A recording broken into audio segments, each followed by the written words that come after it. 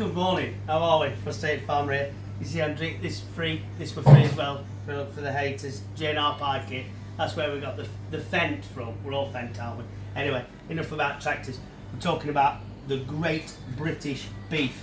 So there's two sets of ribs of beef here, 4 ribs of 2 different animals. We've got Hereford and we've got an Aberdeen Angus cross.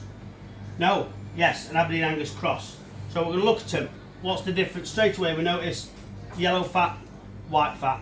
So that animal had more corn, had more barley. This has probably had more grass. Weight wise, your Hereford's at 144 a side with an R4L. E means it's an effer. Alright, there's your farmer at the top, that's its tag number. RB Elliott slaughtered it. Alright, so it's a non-religious slaughter, and that's the slaughter date, the 21st of October. Okay, so that is your Hereford. Your Aberdeen Angus, O plus 4H. So well, if we start talking about grades, so EU ORP, we don't use the last E of Europe, right? E being the best conformation, sort of bigger, not necessarily the best, the bigger muscle mass, that sort of stuff. Your Belgian blues would get sort of E's. U's and R's is what I like in the shop, to be honest. It's a good all-rounder. U's are a bit more than an all-rounder. And then your 4H is your fat level. So 4 is rather fat. You're going to get that with native breeds. H is a subcategory, heavy, whereas the Hereford is 4 light. So that's the tags. What do they look like? I'm more of an Aberdeen Angus man, not much of a Hereford fan.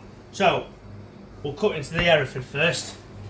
There's some lucky people going to get these this week. Both of them absolutely fantastic, stunning bits of beef.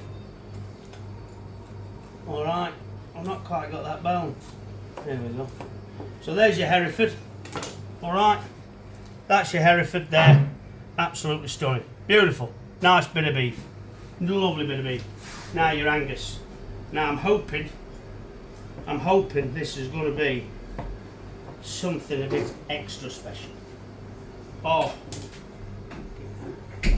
no one's getting this week. I'm taking this home. There's your Aberdeen Angus. There's your Aberdeen Angus. Look at that. Absolutely perfect, if you ask me. That is how you want your ribs of beef to be. More grass fed, because the fat is yellow. Nothing wrong with feeding barley or wheat to these animals. This will have had some, because it's still got some white fat, but it'll have had some, it'll have a bit more grass, that's all. So the difference in the two, every animal's different. I can't say all Herefords are going to be like that and all Anguses are going to be like that.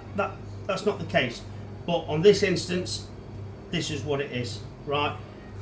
They still eat very, very nice, beautiful British beef at its best. But that for me is in a league of its own. I'll sit there.